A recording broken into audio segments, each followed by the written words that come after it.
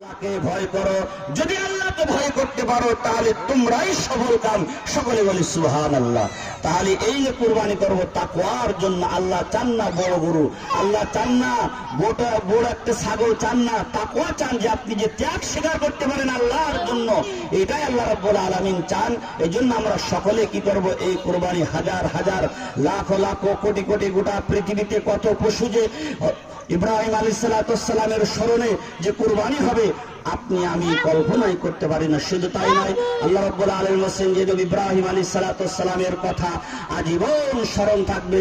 যতদিন পর্যন্ত দিন দুনিয়া ইসলাম জিন্দা থাকবে ততদিন পর্যন্ত নবী ইব্রাহিম আলাইহিস সালামের দিন দুনিয়া এবং দিন দুনিয়া যতদিন পর্যন্ত থাকবে ততদিন পর্যন্ত নবী ইব্রাহিম আলাইহিস সালামের কথা স্মরণ থাকবে। এই জন্য আমরা যে কুরবানি করব, আল্লাহ তাআলা আমাদেরকে এই কুরবানি, এই তাকওয়া এবং আল্লাহ ভীতি, আল্লাহর রাস্তায় যে আমরা তাকওয়া এবং বিলাই দিলাম, এই সম্পদ, এই অর্থ সম্পদ আল্লাহ তাআলা আমাদেরকে কবুল করেন। সকলে বলি আল্লাহুম্মা আমিন।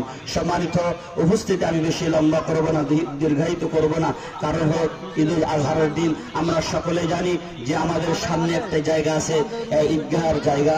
এটা হলো আমরা সামনের সময় দেখবো যে ভোরে সামনে এই ঈদগাহটা সামনে নিয়ে যাওয়ার জন্য। বিশেষ করে আপনাদের অত্যন্ত একটা সুখের সংবাদ যে আপনারা 2 বছরের ভিতরে এই আপনাদের বড় মসজিদ, এই বড় মসজিদের 2 বছরের ভিতরে আমরা 2টি ছাদ দেওয়ার জন্য চেষ্টা করেছি। একটি ছাদ হয়ে গেছে, আরেকটি ছাদ আপনার সোমবার বৃহস্পতিবারের দিন মিস্ত্রি তারিখ দিয়েছে, ওই দিন ঢালাই হবে। আপনাদের জন্য আমরা অপেক্ষায় আছি যে আপনারা প্রত্যেকে 500, 100, 2000, 1000, 3000 অনেক মানুষ ঢাকাতে বাড়ি আসছেন। আপনাদের জন্য অপেক্ষা আছি যে আপনারা এই মসজিদে দান করবেন।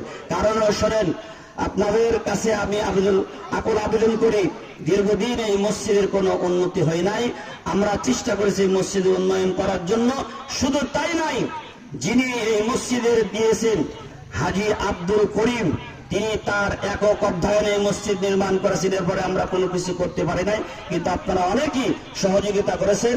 আমি আপনাদের কাছে দাবি করি আপনারা সকলে কম বেশি এই মসজিদের জন্য বৃহস্পতিবার দিন ঢালাই হবে, 7 দ্বিতীয় তালার মহিলা নামাজ পড়ে আপনারা সকলে এই মসজিদে দান করে আমরা ইহকাল ত্যাগ করে পরকালীন জীবনে যাওয়ার জন্য সেই তৌফিক সে মহান আল্লাহ রাব্বুল আলামিন আপনাকে আমাকে দান করুক। সকলে বলি আল্লাহু আমিন। আমাদের পিতামাতা, আত্মীয় স্বজন, পাড়া প্রতিবাসী, গ্রাম মহল্লার অনেক মানুষ চলে গেছেন, যা বলে আমরা এক এক করে নাম করে বলতে পারবো না।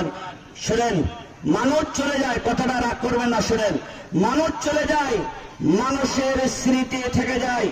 যেমন আমি আপনাদের সামনে একটা উদাহরণ দেই।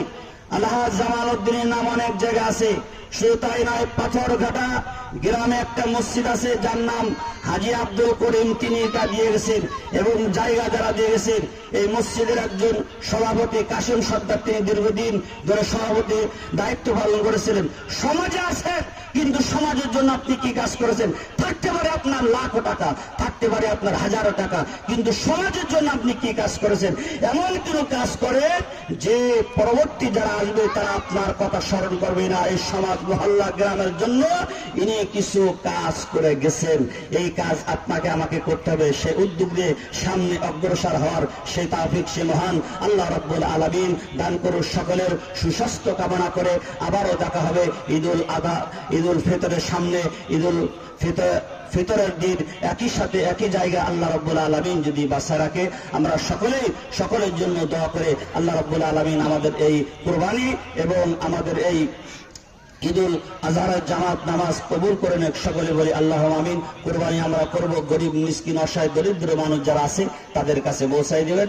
আপনি কুরবানি করবেন, আপনার পাড়া প্রতিবেশী যারা আছে তারা কুরবানি যে করি নাই তাদেরকে পৌঁছাই দেবেন। বিশেষ করে আমার মনে হয় যে আপনারা যদি মসজিদে জমা করেন তাহলে আমার মনে হয় যে আল্লাহ রসুলের সুন্নাহ, আল্লাহ রসুল এক জায়গায় করে বন্টন করতেন। তার ভেতরে উদাহরণ দেই, দেখেন আমি যখন মসজিদের ইমাম কুরবানি করি নাই, এখন আমার প্রত্যেক বাড়ি যাওয়া সম্ভব না, সম্ভব।